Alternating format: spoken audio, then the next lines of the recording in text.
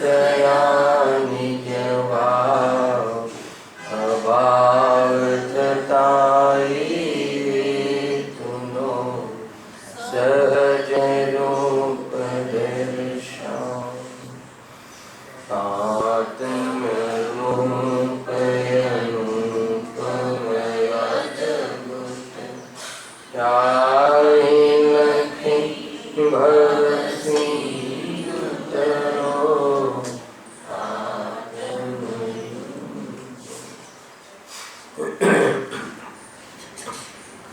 श्री मोक्ष मार्ग प्रकाशक ग्रंथ से पांचमा अधिकार अंतर्गत अन्य मत निराकरण पर આપણે ચર્ચા કરી રહ્યા છીએ।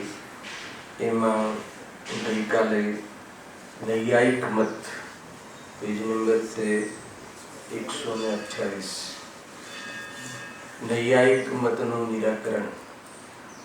એ જે ફિલોસોફી છે न्यायिक मतनी एमा एना आधारे पंडित जी सौथी पहला पेरेग्राफ में 16 तत्वना नाम कहा, पछी बहु अति संक्षिप्त रूप में एनी परिभाषाओं कही। त्यार पछी ए जे तत्व से ए तत्व मिथ्या से ए मिथ्यापणुं एमां सिद्ध कर्युं। गई काले आटली चर्चा थई हती। तीजा पेरेग्राफ में एमा मूल बात एक बतावी वाँची लीए थी जो 128 पेज नंबर ई प्रमाणे संशयादि तत्व कहे छे, बराबर। पण ए कोई वस्तु स्वरूप तत्व तो नहीं। એટલે જે તત્વ તમે જે પ્રમાણ પ્રમેય સંશય વાદ વિતંડા બધા નામ આવ્યા હતા ને 16 પ્રકારના, तो ये कोई वस्तु छे ज नहीं, ये वस्तु स्वरूप नहीं। तो शू छे के ये तो ज्ञाननो निर्णय करवाने वाद वडे पांडित्य प्रकट करवाना कारणभूत विचारों ने तत्व कहा। तमे तो ये एने तत्व कहा के जे कोई वस्तुनो निर्णय करवो होय एना माटे केवी रीते विचारवुं, एवी जे ज्ञाननी पद्धति छे प्रोसेस छे एने तमे अहींया तत्व कहा। ये तो खरेखर तत्व नहीं, तत्व ने जाणवा माटेना विचारो छे, है ने। प्रमाणादि तो एक छे ने केवी रीते जाणवा जोईए प्रमाणथी, ए रीते वाद विवाद करीने आदि। ये तो कोई तत्व तो थया नहीं। अने मूळ एमणे जे एजेंडा कह्यो तो के जे तमे तत्व कह्या एनाथी कोई परमार्थ केवी रीते थाय। એટલે કુલ મળીને तत्व एने कहेवाय के जेनाथी परमार्थनी सिद्धि थाय। तो कोई जीव ने परमार्थ शुं छे खबर न होय तो तरत ज एमने कह्युं के परमार्थ शुं छे। जो लख्युं काम क्रोधादि भावोने मटाड़ी निराकुल थવું एक कार्य छे। हवे ए प्रयोजन तो अहीं काई पण देखाड्युं ज नहीं। तमे जे तत्व कह्या एमां तो एवुं कोई आत्मानुं हित सधातुं होय, मोह राग द्वेष क्रोध आदि जे भाव से भावनो अभाव करवानी बात करी होय। आश्रव तत्व छे आपणे त्यां तो आश्रव तत्व हे छे एनो अभाव करवो जोईए। ए वास्तवमां विभाव रूप तत्व छे, तात्कालिक तत्व छे। जीव तत्व ने आश्रव तत्व बे जुदा छे। जीव तत्व त्रिकालिक स्वभाव छे। ए रीते एवी तो कोई तत्वनी वात तो आवी नहीं कि जेनाथी अमने अमारो परिचय थाय, मोक्षनी कोई प्रेरणा मिले, दुखोथी मुक्त थवानी कोई विधि मिले। ये तत्व समझीने एनुं स्वरूप समझीने मारे आत्मानुं हित थाय एवी तो कोई बात आमां आवी नहीं। एना बदले गईकाले कह्युं तो कि ज्यारे भी कोई तत्वनी वात आवे, तत्वनी मीमांसा आवे अथवा आत्मकल्याण माटे कोई धार्मिक कार्यक्रमों में धर्म समझावानी बात आवे तो एमां ए बात नक्की होवी जोईए, ए रीते परीक्षा करवी जोईए कि आ जे कही रह्या छे एनाथी मारे आत्मानुं दुःखनो अभाव थाय छे के नहीं, एमां सुखनी प्राप्ति करवानी बात छे के नहीं। अगर ए बात ना होय कुल मळीने कसाय मटाडवानो एजेंडा छे के नहीं, के कसायना पोषणनी बात छे, है ने। जे कहे ने आचार विचार બે ઉપર બહુ ધ્યાન રાખો. બે શબ્દ કયા પ્રકાશભાઈ? એક વિચાર અને એક આચાર. જ્યારે કોઈ વિચાર જ્ઞાનની પર્યાય છે તો વિચાર સંબંધી કરવાનું કહે તો એમાં ભેદ જ્ઞાનનું પોષણ છે કે નહીં, અને આચારની વાત કહે તો એમાં કસાય મટાડવાનો ઉદ્દેશ છે કે નહીં, કસાય ઘટાડવાનો ઉદ્દેશ છે કે કસાય પોષણનો ઉદ્દેશ છે. અગર એ બંને વસ્તુમાં પરીક્ષા કરી અને તત્વનો અભ્યાસ અથવાનો સ્વીકાર કરવો જોઈએ. આ એક પ્રકારથી આપણને પણ અનેક પ્રકારે બધી જગ્યાએ નિરૂપણ થતું હોય તો આ બે વાત મુખ્ય જો પોષણ થતું હોય તો ભલે પછીની શૈલી ગમે તેવી હોય, કઠોર હોય કે સોફ્ટ હોય કે જે બી હોય, એનાથી કોઈ ફરક પડતો નથી. પરંતુ આ બે વાતનું આપણે ધ્યાન રાખવું જોઈએ. લખ્યું જુઓ, પાંડિત્યની અનેક યુક્તિઓ બનાવી એ પણ એક ચાતુર્ય છે. અને આ તો અનેક બીજા સંપ્રદાયોની સાથે કોઈ વાદ વિવાદ કરવો હોય અને તત્વની કોઈ વાત તમારે એને લઈને કોઈ સિદ્ધિ કરવી હોય કે ભાઈ અમારું જ્ઞાન તમારા કરતાં ઊંચું છે, એના માટે આ તો થઈ. પણ આમાં એકે આત્માનું તો નામ જ ના આવ્યું આગળ કહેવા વાળા છે, એને કોઈ બીજી વાત તો આમાં આવી જ નહીં. એટલા માટે આ કોઈ આ જે તત્વ છે એ તત્વભૂત નથી, ગદર છે. આજે તમે તત્વ કહ્યા એ સારભૂત તત્વ નથી, ભાવ નથી. એટલા માટે આ કોઈ વાત જૂઠી છે. એટલું મેં એમના તત્વનું મિથ્યાપણું અહીંયા કર્યું. આગળ હવે એમને ઓર કોઈ લોજિક તર્ક મૂક્યો એ લોકોએ. તમે કહેશો કે એટલે એના તરફથી એને જાણ્યા વિના પ્રયોજનભૂત તત્વનો નિર્ણય કરી શકાતો નથી. બરાબર છે? એમ કહે છે કે ભાઈ પ્રમાણ પ્રમેય જે આ કહ્યું ને એ બધી વસ્તુને જાણ્યા વગર તો પ્રયોજનભૂત તત્વનો નિર્ણય કરી શકાતો નથી, માટે એને તત્વ કહે છે. એમ કરીને પોતાની વાત ઊભી રાખી. આ નૈયાયિકોએ પોતાની વાત તો આ વાત ચલો કોઈ વસ્તુને સમજવી હોય એના માટે તો આની જરૂર છે ને, તો એટલે અમે તત્વ કહીએ છીએ. તો કે સમજવા માટે જરૂર છે એને તત્વ કેવી રીતે કહેવાય?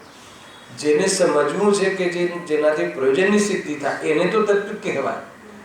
પરંતુ જેનાથી પ્રયોજનની સિદ્ધિ ના થાય એને તત્વ કેવી રીતે કહેવાય? તત્વ બી પાછા અનંત છે. અનંતમાં 7 તત્વ એવા છે કે જેટલા એને સમજવાથી આપણા સુખરૂપી પ્રયોજનની સિદ્ધિ થાય. જૈન શાસનની કેટલી કરુણા છે કે આપણને આ જીવને સિલેબસ બી કેટલો શોર્ટ કરી દીધું કે સુખી થવું હોય તો આ 7 તત્વને જાણ, અને 7 તત્વમાં બી મુખ્ય તું જીવને જાણ, અને બાકી બધી વાતો ભેગી આવી જાય. કેટલી સરસ વાત છે. આખી દુનિયાને કે ઇતિહાસ, ભૂગોળ કે લોકની અંદર કોઈ અન્ય પ્રકારે કોઈ અનેક શાસ્ત્રો એ બધું કોઈ જ્ઞાનનું જ્ઞેય બનાવવાની જરૂર નથી. જો અહીંયા શું પ્રશ્ન કર્યો એને, શું તર્ક કર્યો? દલીલ કે એને જાણ્યા વિના, એટલે જે તત્વો જાણ્યા વિના અમે જે કહ્યા એ પ્રયોજનભૂત તત્વનો નિર્ણય કરી શકાતો નથી, માટે એને તત્વ કહે છે. તો હવે જો એને તોડ આપે છે. હવે એવી પરંપરા તો વ્યાકરણ વાળા પણ કહે છે. સાંભળજો, વ્યાકરણ આપણને ખબર જ ના હોય તો એનો અર્થ બી ખબર ના પડે. એ તો દુનિયામાં બી શીખવાડે છે અન્ય વસ્તુ સમજવા માટે, તો પછી એને તત્વમાં સામેલ કેમ ના કર્યા? એવો બી તો પ્રશ્ન થઈ જાય ને. તો બધાને નાખવું હતું એમ. વ્યાકરણની થોડી બી ગડબડ થઈ જાય. બધા ટેન્સ, પાસ્ટ ને ફ્યુચર ટેન્સ ને બધું આવે છે, મને યાદ નથી એટલું બધું. અને અગર એમાં આપણને કોઈ ખ્યાલ ના હોય જે તો કેવી ભૂલ થઈ જતી હોય છે. તો કે એ વ્યાકરણ છે. હજી શું લખ્યું જુઓ. હવે એવી પરંપરા તો વ્યાકરણ વાળા પણ કહે છે કે વ્યાકરણ ભણવાથી અર્થનો નિર્ણય થાય છે, તથા ભોજન આદિના અધિકારી પણ કહે છે. જો આ ભોજન આદિના અધિકારી એટલે શું? ભોજન આદિના રુચિ વાળા છે એ પણ કહે. આપણે ત્યાં પણ કહે ને લોકો, જો કઈ રીતે કહે. ભોજન કરવાથી શરીરની સ્થિરતા થતા તત્વનિર્ણય કરવાની સમર્થ થાય. આપણે બી મનમાં પડ્યું છે કે નહીં કે જ્યારે ભોજન બરાબર એક્સરસાઇઝ ને ભોજન આદિ શરીરને બરાબર રાખીએ તો ધર્મ થાય ને. શરીર સારું હોય તો ધર્મ થશે ને મહેન્દ્રભાઈ? પણ એવું માનીએ છે કે નહીં? મગજમાં ક્યાંક તો બેસતું છે ને. નહીં, વાત તો સાચી છે, ધર્મ આપણો સાચો છે, પણ એના માટે જરા ઇન્દ્રિયો અને આ ઇન્દ્રિયોના ઢગલારૂપ જે શરીર છે એ સ્વસ્થ હોય. શરીર સ્વસ્થ હોય તો ધર્મ થાય, કે અસ્વસ્થ હોય તો ધર્મ થાય? ખ્યાલ આવે કે અરે શરીર હું નથી, હે ને, એનાથી ભિન્ન ચિન્માત્ર જ્યોતિ છું. શરીરનો ત્રણેય કાર્ય મારામાં ભાવ છે, એ જળ છે, હું ચેતન છું, હે ને. એનાથી પોતાને ભિન્ન અનુભવ કરવાનું નામ ધર્મ છે.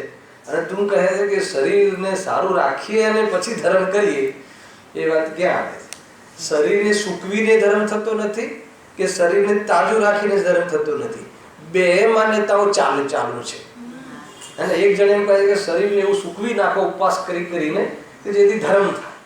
અને એક એવું ગ્રુપ ચાલે છે કે નહીં, શરીર તો ખાઈ પીને બરાબર થોડું વ્યવસ્થિત રાખવું જોઈએ, અને ઇન્દ્રિયો સક્ષમ રહેવી જોઈએ સાંભળવા માટે. આમ ધ્યાન કરવું હોય તો બેસી શકે ને કેળ વળી ના જવી જોઈએ. તો એના માટે બી તો થોડું શીરા પૂરી કે જે પણ ખાતા હોય ખાવું જોઈએ. એ બંને જણો આ ધર્મની ઠેકડી ઉડાવે છે, મજાક કરે છે. ધર્મ આત્માની પર્યાય છે અને આત્માના આશ્રય પ્રગટ થાય છે. તો શરીર વચ્ચે ક્યાં આવે? ખ્યાલ? એ તો શરીર સંયોગમાં છે અને તું એને વચ્ચે લે છે, એ તો મોહ છે. ભૂલ તો એ જ છે ને. એવી બધી વાતો સમજવા જેવી છે ભાઈ. જો એટલા માટે કહું છું કે ક્યાંય ને ક્યાંય વાત પડી છે. જો શું કહ્યું કે ભાઈ વ્યાકરણ વાળા બી એમ કહે કે ભણવાથી અર્થનો એટલે પદાર્થોનો નિર્ણય થાય, તથા ભોજન આદિના અધિકારી પણ કહે છે. કેવો શબ્દ વાપર્યો છે, રુચિવાળા અધિકારી. એટલે ભોજન કરવાથી શરીરની સ્થિરતા થતા તત્વ નિર્ણય કરવાની સમર્થ થાય, એને એવી પણ એવી યુક્તિ કાર્યકારી નથી. તો એવી યુક્તિ પણ થશે એમ અહીંયા કહે છે. જો અહીંયા શું કહે, ખ્યાલ આવે પ્રશ્નનો? એનું લોજિક ફરીથી વાંચું. તમે કહેશો કે જાણ્યા વિના પ્રયોજનભૂત તત્વનો નિર્ણય કરી શકાતો નથી, માટે એને તત્વ કહે છે. જો તમે એમ કહો તો દુનિયામાં આવા લોકો બી પડ્યા છે. કોણ? વ્યાકરણ વાળા. અને કે વ્યાકરણ જાણવું જોઈએ, આત્માને જાણવું જોઈએ કે વ્યાકરણ જાણવું જોઈએ? આત્માને સમજવા માટે તો વ્યાકરણ જાણવું જોઈએ ને. એ પાછી વાત આવે સ્વાધ્યાય માટે. તમે જ કહ્યું હતું ને કાલે, પંડિત ટોડરમલજી કહે છે કે વ્યાકરણ અને એને ન્યાયનો થોડો ઘણો અભ્યાસ તો હોવો જોઈએ, જેથી મોટા ગ્રંથોના રહસ્ય ખુલે છે. હેલા તો કે ભાઈ એ વાત તો એક સ્વાધ્યાયની મુખ્યતાથી છે. અને એ તો કેટલું કે જેટલું અત્યારે આપણને ખબર પડે છે ને એટલું જ, એને એનાથી વધારે જરૂર નથી. એટલી જ વાત છે. અને ઠીક છે, તું એમ કહે છે તો પછી એ તો વ્યાકરણ આદિ બધા જ તારા 16 તત્વ શું કામ? તારા તત્વ તો કેટલા થઈ જાય? તો વ્યાકરણ આદિ સમાસ છે, સંધિ છે, કર્તા કર્મ કારક છે, આ બધું આવે ને વ્યાકરણ આદિમાં. ન્યાય આદિના વિષયોમાં તો બધું આવે ને. એ બધા ટેન્સ છે, કાળ છે, એ બધું જ કે તમે તત્વમાં કેમ ના લીધા, એ આટલા તત્વ કેમ લીધા? તો એ વાત તો થાય છે. જો તત્વ નિર્ણય કરવાની સમર્થ થાય પણ એવી યુક્તિ કાર્યકારી નથી. જો અહીં જો એમ કહેશો કે વ્યાકરણ ભોજન આદિ તો અવશ્ય તત્વ જ્ઞાનના કારણ નથી, એ તો લૌકિક કાર્ય સાધવાના કારણ છે. એને એમ કહ્યું એને કે તમે એમ કહો કે એ તો લૌકિક કાર્ય, વ્યાકરણ આદિ તો લૌકિક અભ્યાસ કરવો હોય, કોઈને કોઈ એન્જિનિયર બનવું હોય, ડોક્ટર બનવું હોય, કોઈ મતલબ કવિ બનવું હોય કે કોઈ માસ્ટર્સ બનવું હોય કોઈ લેંગ્વેજમાં, તો એના માટે જરૂરી છે, એટલે અમે એને નથી લીધા. એમ એના તરફથી પ્રશ્ન આવ્યો. તો અહીંયા શું કહે છે? તો જેમ એ છે તેમ કહે તેમ, ફરીથી, તો જેમ એ છે તેમ કહેલા તત્વો પણ લૌકિક કાર્ય સાધવાના જ કારણો છે. જેમ એ લૌકિક કાર્ય સાધવાના કારણો છે, તમે પણ જે કહો છો એને આત્મા સાધવાની વાત ક્યાંથી આવી? અરે તમે જે પ્રમાણ કહો છો, નામ તો પ્રમાણ આપ્યું, અને પ્રમાણમાં પ્રત્યક્ષ ભેદ કહ્યો, અને પ્રત્યક્ષમાં ઇન્દ્રિય પ્રત્યક્ષ કહ્યું. તો ઇન્દ્રિય પ્રત્યક્ષ તો એનો વિષય આત્મા તો બનતો જ નથી. તો ઇન્દ્રિય પ્રત્યક્ષ જે ઇન્દ્રિય જ્ઞાન છે એમાં તો એના વિષયો તો મૂર્તિક છે, બહારના પદાર્થો છે. તો એનાથી આત્માની શાંતિ થાય એવું કેવી રીતે બને? એટલે એ તો દુનિયાદારીની વાત આવી એમ અહીંયા કહે છે. જો જેમ લખ્યું છે અહીંયા એટલા માટે, જેમ ઇન્દ્રિય આદિથી જાણવાને પ્રત્યક્ષ આદિ પ્રમાણ કહે છે. તમે તમારા તત્વોને કોઈ બી રીતે વેલિડ ગણાવવા માટે કહો છો કે ભાઈ એનાથી એમ કે લૌકિક કાર્યની વાત નથી, અમે તો એનાથી આધ્યાત્મિક કાર્ય કહીએ છીએ. તો તમે જે પ્રમાણ લખ્યું છે જુઓ, જેમ ઇન્દ્રિય આદિથી જાણવાને પ્રત્યક્ષ આદિ પ્રમાણ કહે છે. એમ પ્રમાણ એમને તો જે સમ્યક જ્ઞાન પ્રમાણ એવું બધી તો ખબર જ નથી, ભેદ જ્ઞાનની ખબર નથી, સ્વપર ભેદ વિજ્ઞાનની ખબર નથી. એ તો પ્રમાણ જ્ઞાન કોણે કહે છે? 4 ભેદ કહે ને, પ્રત્યક્ષ, અનુમાન, શબ્દ અને ઉપમા. તો પ્રત્યક્ષમાં એમને શું લીધું છે? વાંચજો કે ઇન્દ્રિય જ્ઞાન. ઇન્દ્રિયથી જે પ્રત્યક્ષ થાય ને, આંખેથી મેં જોયું, કાનેથી મેં સાંભળ્યું, તો કહે છે કે આ કાન નાક એનાથી જે પદાર્થોને જાણવું થાય છે એનાથી તો કોણ જણાય છે? પૂતગલ. અને પૂતગલને જાણવાથી આત્માની અનુભૂતિ થાય કે પૂતગલથી ભિન્ન આત્માને જાણવાથી અનુભૂતિ થાય? તો કે પછી એના આત્મા તો અતિન્દ્રિય જ્ઞાનનો વિષય છે, એ તો સંવેદન પ્રત્યક્ષ છે, ઇન્દ્રિય પ્રત્યક્ષ છે જ નહીં. તો પછી કે તમે જે તમારું જે અહીંયા પ્રમાણ આદિ કહ્યા છે એ તો લૌકિક કાર્ય સાધવા માટે છે, કોઈ પરલૌકિક કાર્ય સાધવા માટેની વાત નથી. જો આગળ ઇન્દ્રિય પ્રત્યક્ષાદિ પ્રમાણ કહે છે, વાહ સ્થાણુ પુરુષાદિમાં સંશયાદિકનું નિરૂપણ કર્યું. આ શું છે? સ્થાણુ. સ્થાણુ અને પુરુષાદિક. સ્થાણુ એટલે ઠૂંઠ. ઠૂંઠ હોય ને, તના પેડનું જે ઓલું ઠૂંઠ હોય ને રણમાં, તો એ આપણને એમાં સંશય થાય કે આ પુરુષ છે કે ઝાડ છે, પુરુષ છે કે ઝાડ છે. તો એમાં શું ભેદ જ્ઞાન થાય? હેને, મતલબ કે મારે પહેલા મારે ઘર હોય તો કે 101 નંબર તમારો છે કે 102 નંબર તમારો છે, તો અમે તો ભેદ જ્ઞાન કરીએ છીએ કે 101 નંબર અમારો છે, 102 નંબર નથી અમારો. તો કે એને ભેદ જ્ઞાન નથી કહેતા. હેને, એ તો વાસ્તવમાં અભેદ, ખરેખર તો એ તો પરદ્રવ્યથી અભેદ કરીને પર્યાય દ્રષ્ટિ છે. ઘણા લોકો કહે કે ભેદ જ્ઞાન થયું ને, અમને બી ભેદ જ્ઞાન ખબર છે કે ભાઈ જો આ ઘર મારું નથી, આ ઘર મારું છે. તો એ કયું ભેદ જ્ઞાન થયું? એ ભેદ જ્ઞાન થયું કે પર્યાયની દ્રષ્ટિ થઈ? એ તો કોઈ અભેદની દ્રષ્ટિ ક્યાં થઈ એમાં? એ તો સર્વ મકાનો, સર્વ પદાર્થો એ જુદા ને હું જુદો, એનું નામ ભેદ જ્ઞાન છે. તો કે તમે તો એને સંશયાદિ કહો છો કે આ ઠૂંઠ છે ને આ પુરુષ છે. તો કે એમાં તો જીવન પસાર કર્યું હે ને, આમાં સુખ હશે કે આમાં સુખ હશે, હે ને, ગરમ પાણીમાં સુખ હશે કે ઠંડા પાણીમાં, શિયાળામાં મજા આવે કે ઉનાળામાં, કે આખું જીવન આ જીવે આવી કલ્પનાઓમાં જ કરે. તીખામાં મજા આવે કે ગળ્યામાં મજા આવે, તો કોઈ કદી એ નિર્ણય જ નથી કરી શકતા. એ રીતે આખું એમ કહે છે. તેથી જેને જાણવાથી, હવે જુઓ, હવે અહીંયા સાચી વાત કહી એમને પંડિતજી કે જેને જાણવાથી કામ ક્રોધાથી અવશ્ય દૂર થાય, નિરાકુરતા ઉપજે, તે જ તત્વ કાર્યકારી છે. હવે તમે જે વિજ્ઞાન કરાવો કે આ ઠૂંઠ છે કે પુરુષ છે, એનાથી શું? એવા તમે સંશયને, એક સંશય નામનો એક તમે ટોપિક આપી દીધો કે એનાથી આપણે જ્ઞાન વધે, કે કોઈ તર્ક આપીને સંશયનું નિવારણ તર્કથી થાય, અને તર્ક વાદ વિવાદથી તર્ક થાય. તો કે આ બધી તમે પ્રોસેસો બતાવી, તો એ પ્રોસેસોમાં કોઈ ક્રોધ, કામ ક્રોધ આદિના ભાવ કરવાની વાત છે?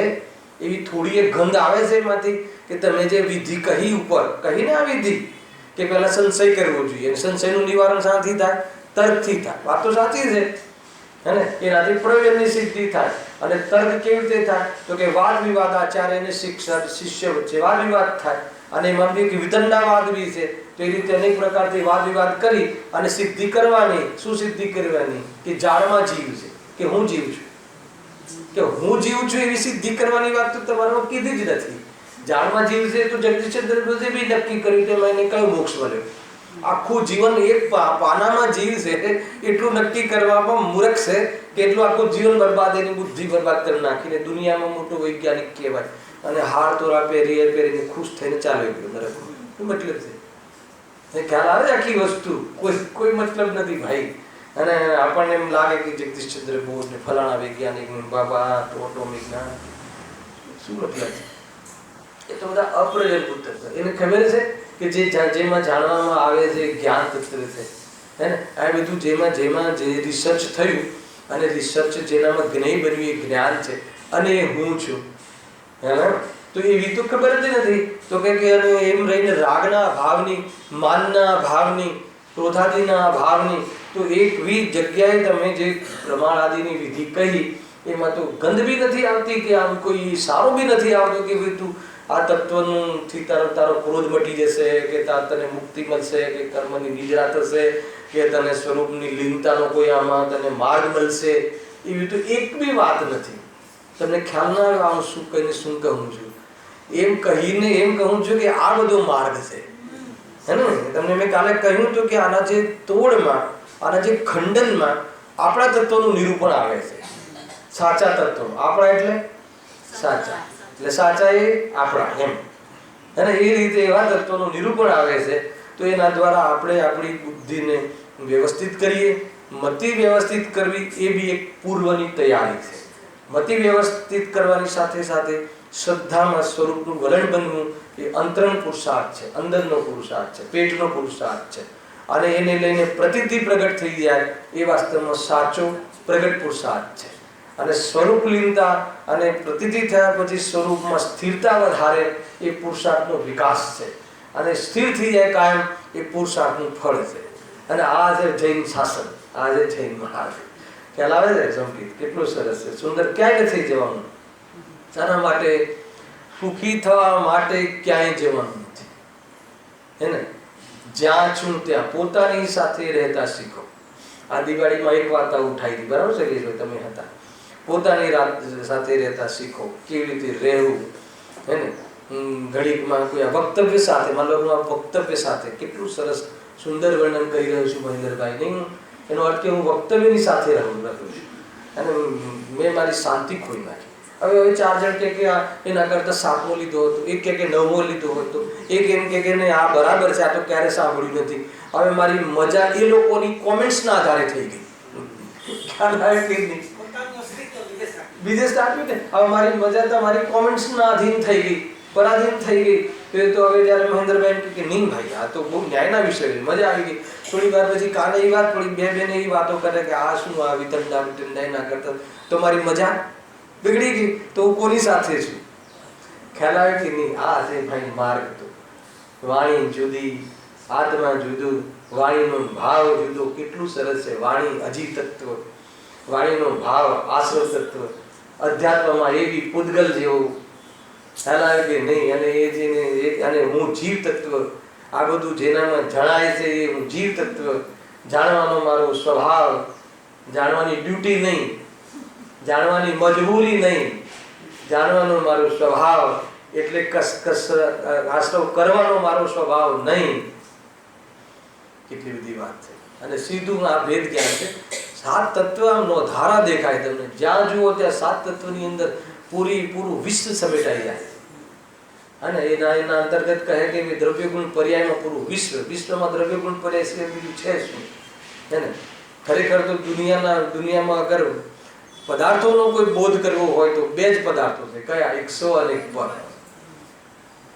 બરાબર છે. હવે કરવાનું શું છે?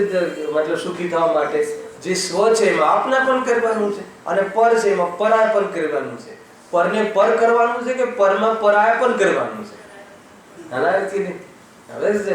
અને સ્વમાં આપનાપન કરવાનું છે તો પેલા એ તો બતાવી દો કે અમે તો સ્વમાં જ આપનાપન કરીએ છીએ. તો કે તને સ્વની ખબર નથી, એટલા માટે શાસ્ત્ર લખવા પડે કે સ્વ શું છે અને પર શું છે. બરાબર છે. આટલી વાત છે ભાઈ. જો ગજબ છે.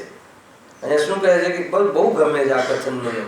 તેથી જેને જાણવાથી કામ ક્રોધાદી અવશ્ય દૂર થાય, નિરાકુરતા ઉપજે, તે જ તત્વ છે. એમ લઈ લો, એ જ તત્વ છે સાચા, અને એ જ તત્વ કાર્યકારી છે, એટલે પ્રયોજન છે. બધું જેટલું ભાઈ બધું જે ભણ્યા એનું શું થઈ ગયું?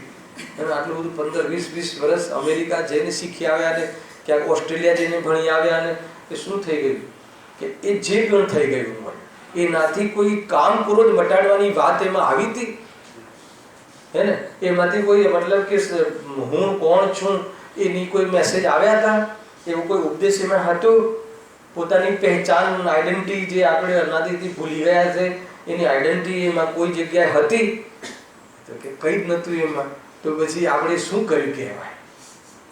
આમ આપણને બુદ્ધિથી ખબર પડે કે એમાં એક પણ મારું જે પ્રયોજન છે, મારી પહેચાન જે મારાથી ભૂલાઈ ગઈ છે, પહેચાન જતી રહી છે કે ભૂલાઈ ગઈ છે? ભૂલાઈ ગઈ છે. એ પહેચાનની પણ વાત નથી. અને મને જો દુઃખના કારણો ક્રોધ, માન, માયા, લોભ, મોહ, રાગ, દ્વેષ આ ભાવનું પણ કોઈ એમાં સંકેત નથી. ઉપરથી એના પોષણ કરવાની વાત છે. અને એને પોતાને તું બહારમાં જે આવિષ્કારો કરે છે એ તું કર્તવ્ય માને છે. અને તું તારું એમાં જે શરીર આદિની તારી 5 ઇન્દ્રિય સાથેની પરિસ્થિતિ છે એને તો તારું સ્વરૂપતા બતાવ કરે છે. બધું જ સુખથી જુદા, સુખથી વિરોધની વાતો છે. અને એ કહે કે હું ઓસ્ટ્રેલિયા જઈને ભણ્યો, તો હવે એને કયું સર્ટિફિકેટ આપવું જોઈએ એ તો પોતે જ નિર્ણય કરી લે. કયું સર્ટિફિકેટ આપવું ચંદ્રકાંતભાઈ? એને ગરજ છે. તો એ માતા પિતાને એમ થાય છે મારો દીકરો 2 વર્ષ જઈ આવ્યો હોત, થોડું શીખીને આવી ગયો હોત કે બીજા 2 વર્ષ ને પછી 2 વર્ષ ભણે પછી શું વિચાર આવે, બીજા 2 વર્ષ થોડા રૂપિયા ભેગા કરીને આવી જાય, પછી શું, પછી તો બસ આવીને ખાલી ગુરુદેવ સીધે જ સાંભળવા, બસ પછી કરી શકશે, શક્ય છે. આવી મતિ છે બાળકો કરતા મા બાપની મતિ બી આવી બગડેલી છે કે નહીં, 2 વર્ષ તું શીખી આવે ત્યાં તું અને પછી એમ કહે કે ત્યાં જોબ કરી લે તો અહીંયા વધારે પેકેજ મળે અને કાં તો એવા ત્યાં એટલા બધા પૈસા મળે છે કે 5 વર્ષ ભેગા કરી લે પછી તો હે ને. કેટલા પૈસા હતા તીર્થંકરોના જીવો પાસે, ચક્રવર્તીઓ પાસે, કેટલું ધન હતું, કેવા ઠાઠ હતા. અરે એ માય ને આજે બહુ સરસ આવ્યું, જ્ઞાની ને સામગ્રીથી ન દુઃખ બાસે છે કે ન સુખ બાસે છે, હે ને. બહુ આજે તો એવું હતું ને લિસ્ટમાં પુણ્યના ભાવ વિષ્ટા લાગે છે, પુણ્યનું ફલ વિષ્ટા લાગે છે, અને પુણ્યનું ફલ એ ધર્મનું ફલ માને છે. કોણ? અજ્ઞાની. પુણ્યનું ફલ સામે શું માને છે? ધર્મનું ફલ માને છે, અને પુણ્યમાં મળતી સામગ્રી સુખનું કાળ માને છે, એને ભોગોમાં સુખ માને છે. હવે એની મતિ ખરાબ થઈ છે ને, તો હવે આ જૈન શાસનમાં કહેલા 7 તત્વ એના એ સંબંધી ભૂલ અને એ સંબંધી ભૂલ સુધારવાની જે વાસ્તવમાં જે ઇન્ફોર્મેશન એ ઉપયોગી કેટલી હોઈ શકે, જબરજસ્ત ઉપયોગી છે કે નહીં શકે. હવે હવે હવે એ ન કરે તો ન થાય, કરે તો થાય, એવું છે. જો આગળ આગળ શું કહે છે, જો ટૂંકમાં એમ કહે છે કે ભાઈ તમે જે તત્વ કહે એમાં આત્મા બાત્માની તો કોઈ વાત જ ના આવી. હવે એ કહે છે કે નહીં એવું નથી, અમે આત્માની વાત કરી છે. જો કહે છે, જો તમે કહેશો કે પ્રમેય તત્વમાં આત્માદિકનો નિર્ણય થાય છે, હે ને. આગળ જુઓ પહેલો પેરેગ્રાફ છે ને, એમાં લખ્યું છે પહેલા પ્રમાણને ભેદ કહ્યા, પછી પ્રમેયના ભેદ કહ્યા. આત્મા, દેહ, અર્થ અને બુદ્ધિ ઇત્યાદિને પ્રમેય કહે છે. તમે એમ કહો છો કે અમે આત્માની વાત જ નથી કરી, આત્માની વાત જ નથી કરી, તો અમે પ્રમેયના ભેદમાં આત્મા કહ્યો કે ના કહ્યો આવે છે કે નહીં. હવે તમે જે આત્મા કહ્યો એ કોને તમે આત્મા માનો છો, હે ને. અરે અમે તો આ જે જીવ દ્રવ્ય છે ને એને પણ આત્મા માનવા તૈયાર નથી. જૈન શાસન તો એમ કહે અમે તો ખાલી એક જ તો ભક્ત આત્મા, શુદ્ધાત્મા, ભગવાન આત્મા, અસલ આત્મા. અસલ આત્મા કયો? ભાઈ જૈન શાસનમાં જડથી જીવનું વેદ જ્ઞાન નથી કહ્યું. જડથી જીવનું વેદ જ્ઞાન તો આમે ખબર પડે છે, ત્યાં તો જીવથી જીવનું વેદ જ્ઞાન કહ્યું છે. આ બહુ બહુ મોટી વાત છે. હવે જડથી જીવ જુદો છે એ સમજાવવાની વાત છે ભાઈ સુરેશભાઈ. હા જુદા છે. હવે તો આમે વગર ભણે ખબર પડે છે, એ તો મોહમાં માનવા તૈયાર થતું નથી. પણ જીવથી જીવનું ભેદ જ્ઞાન, હે ને જીતુભાઈ, બરાબર છે. જીવથી જીવનું ભેદ જ્ઞાનની ગાથાઓ છે આ બધી, કે તમે જે જીવ દ્રવ્ય કહો છો અને જીવના પરિણામ ભલે કેવલ જ્ઞાનના લેવલના હોય તો પણ અમે એમાં કોઈ મોહિત થતા નથી. હવે તો એ જેમાંથી આવે છે, જેના આશ્રયથી આ પરિણામ એવું થઈ જાય છે, કેવલ જ્ઞાનની વૃત્તિઓ લઈ લે છે, હે ને. એ કુંડ, એ વાસ્તવમાં ગોદામ, એ વાસ્તવમાં સ્ત્રોત એ અમે છીએ, અને એ છે જીવતું. હવે ક્યાંથી આને સમજમાં આવે? બોલો જો બહુ સરસ જવાબ આપ્યો છે, અને બહુ સરસ. જો તમે કહેશો કે પ્રમેય તત્વમાં આત્માદિકનો નિર્ણય થાય છે, તેથી તે કાર્યકારી છે. અમારું પ્રમેય તત્વે કહ્યું છે એમાં આત્મા અમે શબ્દ મૂક્યો છે, જોઈ લો એમ કહે છે.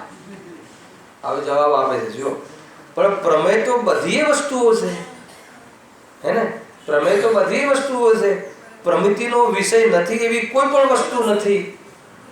ખ્યાલ આવ્યો? માટે પ્રમેયને તત્વ શા માટે કહ્યું, હે ને.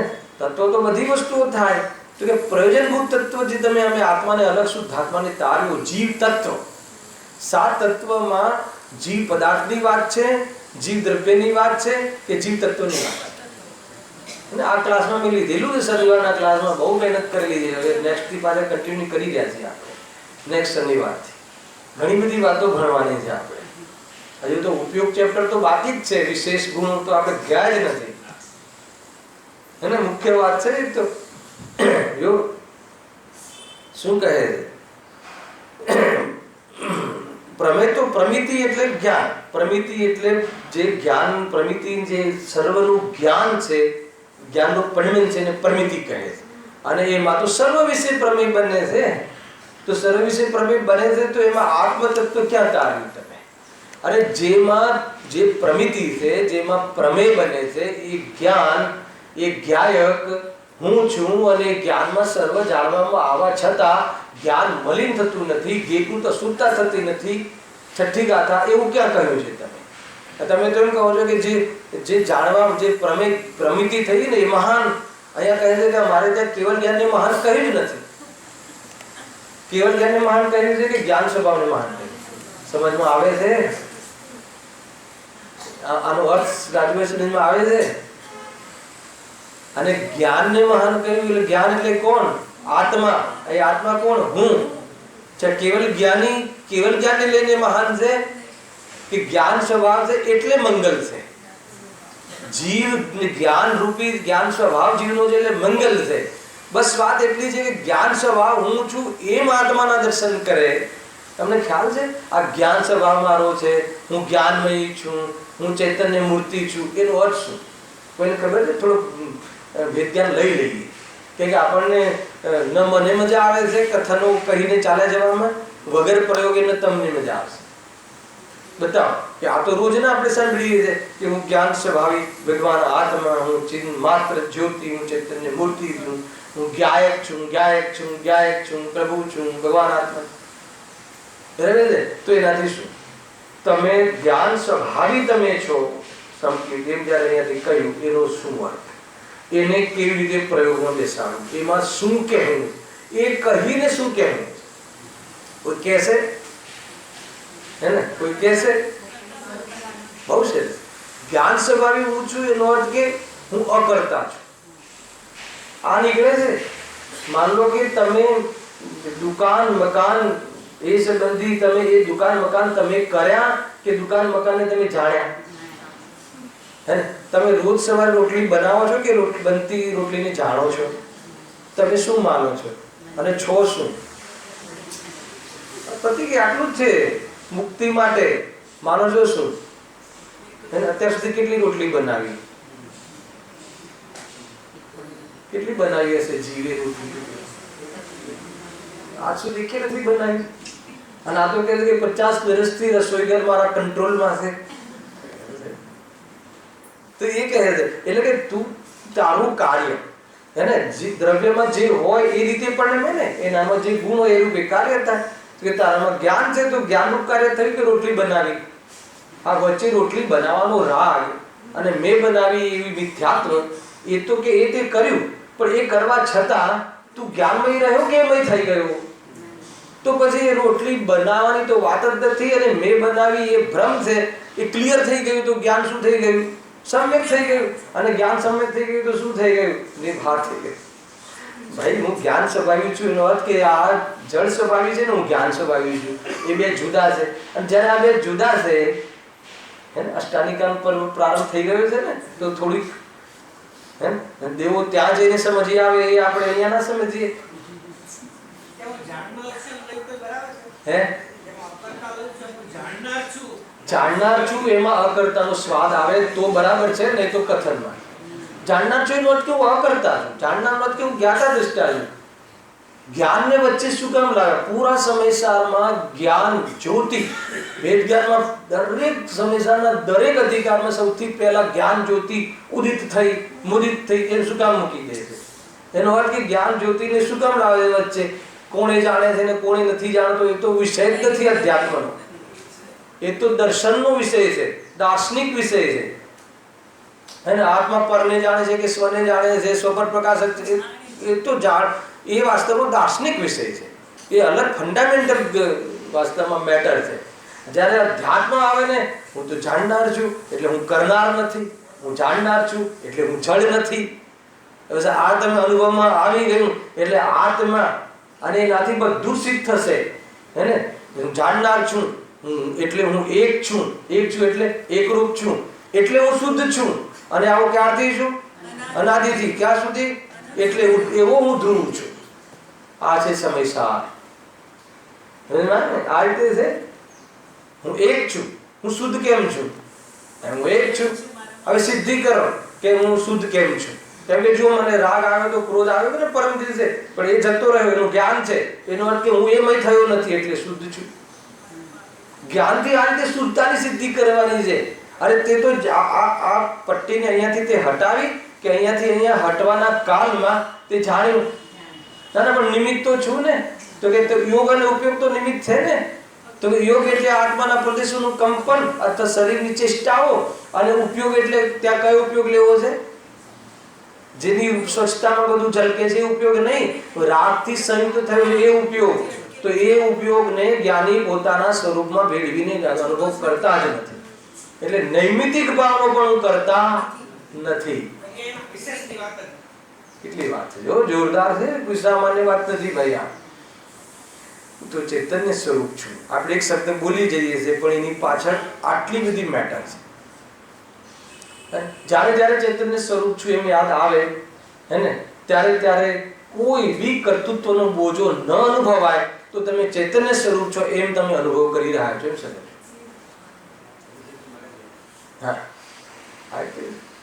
વિચાર કરજો. આપણે ફેર લેશું, ક્યાં વાંધો છે? આવવાના જ છે વિષય. વાત તો એ રીતે છે. જો આગળ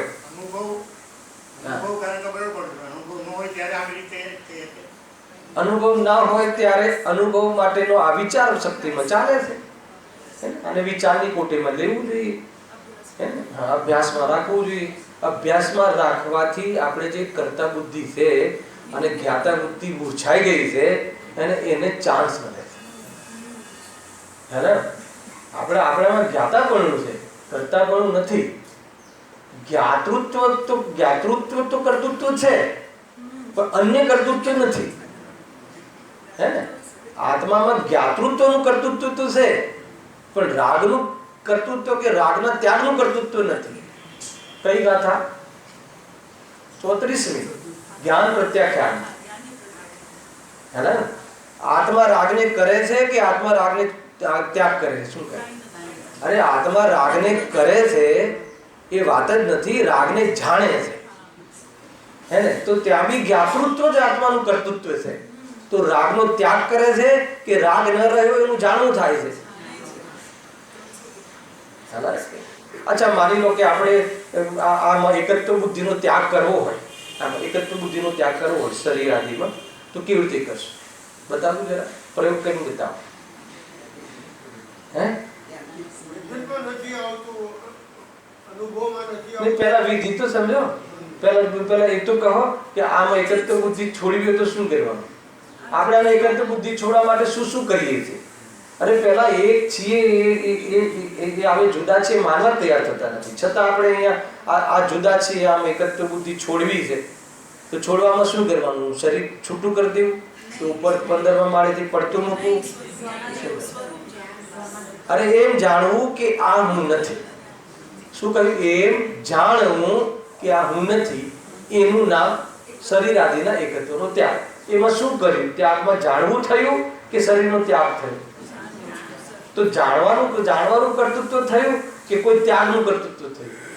તો આ છે રહસ્ય. તો એ નીકળે છે કે કશું જ કરવાનું નથી. કેમ કે દુનિયામાં બધું જ વ્યવસ્થિત છે. જળ અને ચેતન હંમેશા ન્યારા રહે છે. તો કરવાનું શું છે? જેમ છે એમ માનવાનું છે. હવે કેમ છે એમ કે જે માનવાનું છે એના માટે આગમનો આધાર જોઈએ. એને કહેવાય છે સ્વાધ્યાય. બસ આટલું છે. હે? નહીં, મફત મળે છે ને એટલે. હવે આજ પેકિંગમાં 1 લાખ રૂપિયા ફી લઈને બહુ સરસ મકાન બનાવ્યું હોય બહાર, અને બહુ બરાબર બહાર એક ઓર ઇન્ટરવ્યુ લઈને પછી આ લઈને પછી આ મળીએ. અરે મૂર્ખ છે. જે હમણાં ભાઈ સાથે વાત થતી હતી મારા ગાડીમાં, કે આજે અત્યારે આપણે આ 5મો અધિકાર લઈ રહ્યા છીએ ને ભાઈ તાજુએ, તો એમાં જે તત્વોની મીમાંસા કહી છે, ચલો એ થોડું સૂક્ષ્મ લાગે છે, પ્રમેય છે, આ છે તે છે, પણ જે રામ રહીમ જેવાના ચક્કરમાં ફસાઈ ગયા છે.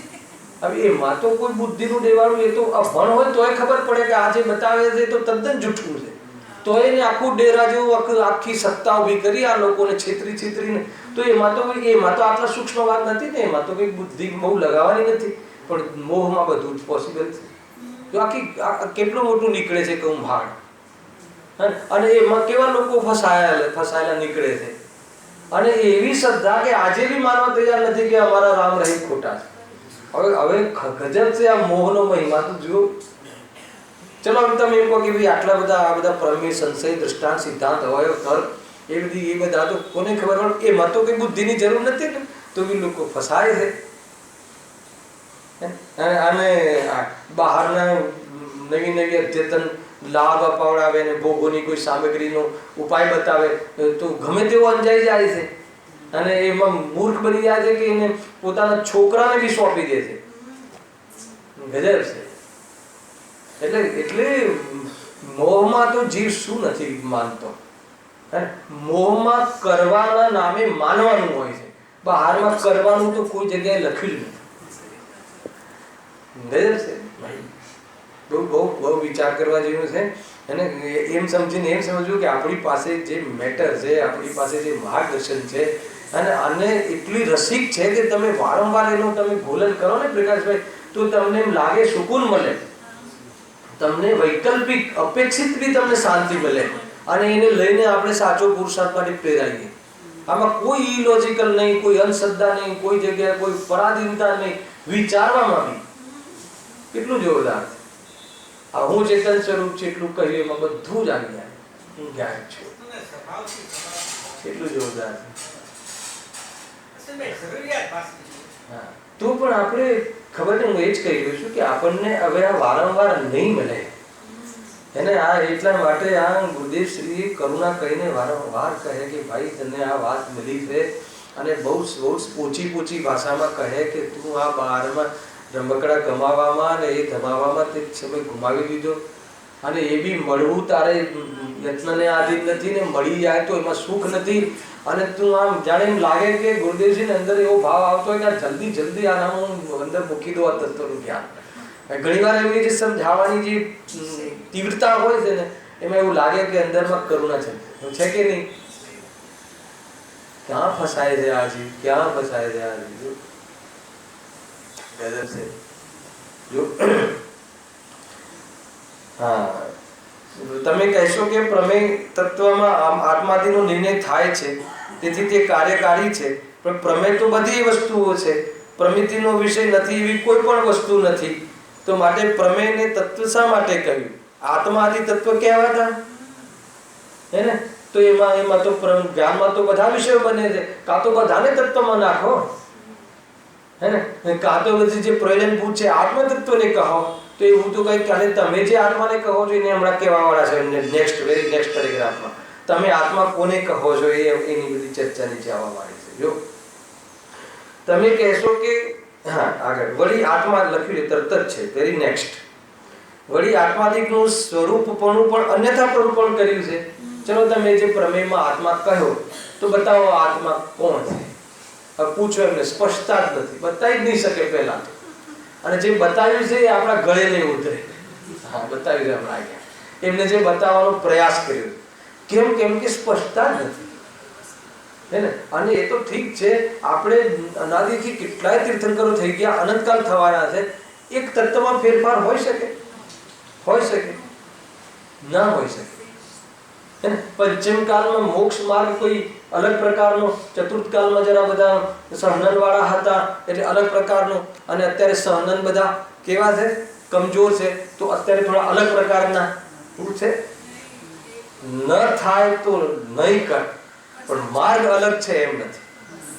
તારી પાસે સામર્થ્ય નથી એ વાત જુદી છે, પર્યાયમાં યોગ્યતા નથી જુદી વાત છે. પરંતુ એને લઈને કોઈ માર્ગ તું અલગ બદલી નાખે અથવા માર્ગની તું અલગ કલ્પના કરાવડાવે, ગદર છે ભાઈ. શું કહે નિર્ગંત લિંગ ધારણ કરીને પણ કયું તત્વ આવે છે, હે ને. ટીવીમાં બોલે એ મુનિ જ ના હોય. આપણે એમ થાય ને ઘણી વાર મુનિરાજનું પ્રવચન આવે છે પારસ ચેનલ પર, અરે પણ જે ચેનલ પર આવે મુનિ જ ના હોય શકે જ નહીં 3 કાળમાં. પણ ચેનલ ખોલવાનો શું મતલબ છે? સમજ આવે છે આખી વાત. ભાઈ આત્માની તું સોગંદ લઈ લીધા છે કે આત્મા શબ્દ બોલવો, એ તો આત્મા તો બોલવું જ નહીં, વાત ક્યાં નીકળી? સમજ આવે ને? કોઈ મતલબ નથી. એક 5 મિનિટ બી બગાડવા જેવી નથી. જો તમે અન્યથા નહીં લેતા, 5 મિનિટ કોઈ મનોરંજનનો પ્રોગ્રામ જોવે છે જીવ, એ તો સમજમાં આવે છે. પણ 1 મિનિટ બી અગર જો આ તત્વ માટે એ જોવે છે તો બહુ ખોટી, બહુ અહિત થઈ જશે. કેમ કે મનોરંજન આદિ ગ્રસ્ત જીવનના પરિણામો સંભવ છે, એનાથી મોટો બગાડ નથી. પરંતુ શ્રદ્ધાને, ખોટી શ્રદ્ધાને પુષ્ટ કરે એમાં તો મોટો નહીં, એને પૂરેપૂરો બગાડ છે. જીતુભાઈ ખ્યાલ આવે છે? સમજભાઈ શાંતિથી મનોરંજન કરવાનું કહ્યું કે શું કહ્યું? ઉલટું નહીં લેતા એટલે પહેલા કહ્યું, એ કોઈ પ્રેરણા નથી. અરે આ ભૂમિકામાં કહીએ કે ના કહીએ એવા પરિણામ આવ્યા વગર રહેતા નથી. ગ્રસ્ત જીવનમાં એવી જાતિના ભોગાદિના પરિણામ હોય છે. કહે છે આચાર્યો કે ગ્રસ્ત જીવનને અનુકૂળ જે આવે છે, નિંદનીય નથી એવા પરિણામો, એનાથી કોઈ આત્માની દ્રષ્ટિનો બગાડ નથી.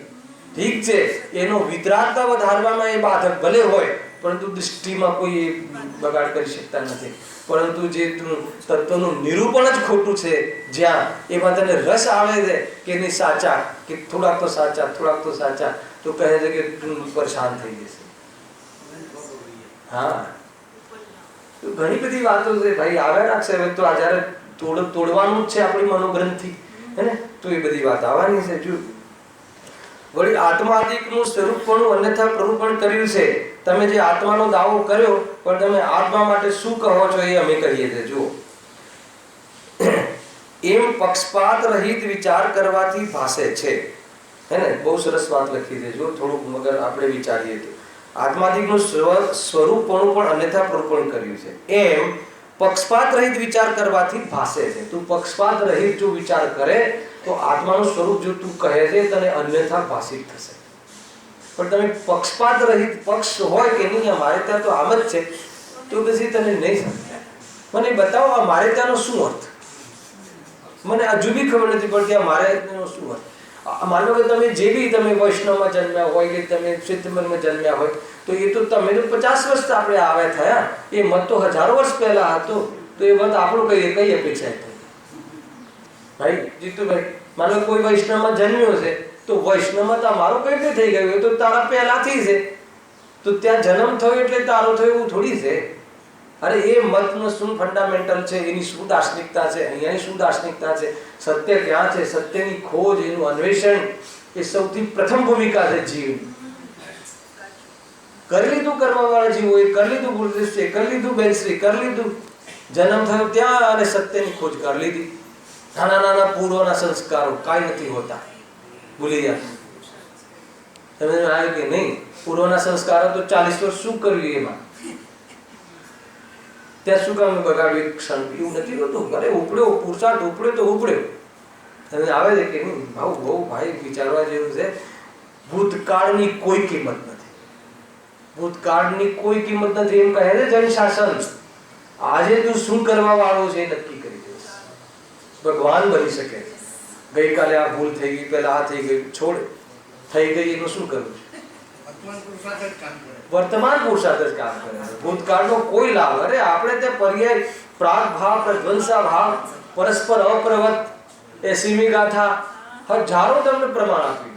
બેનસીના 2 બોલ પર આપણે જબરજસ્ત સ્વાધ્યાય કરાવી. આપણે સંસ્કાર વાળા 2 બોલ ઉઠાયા હતા, યાદ હોય તો.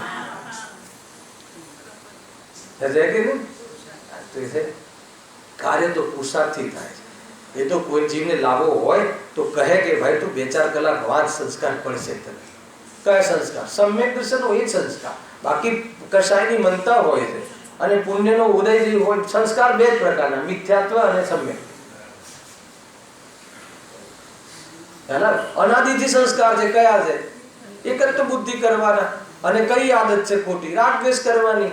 તો એનું પોષણ કરે, હાલા ને, તો એ સંસ્કાર તો અનાદિથી લઈને આવ્યો છે ને, અત્યારે પોષે છે, તો એ લઈને જશે. આ છે.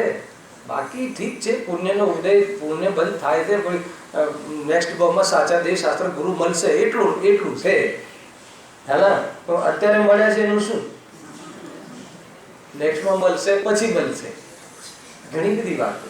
ભાઈ તમે બરાબર વિચાર કરજો, ઉપચારના કથન ઉપચારથી સમજવા.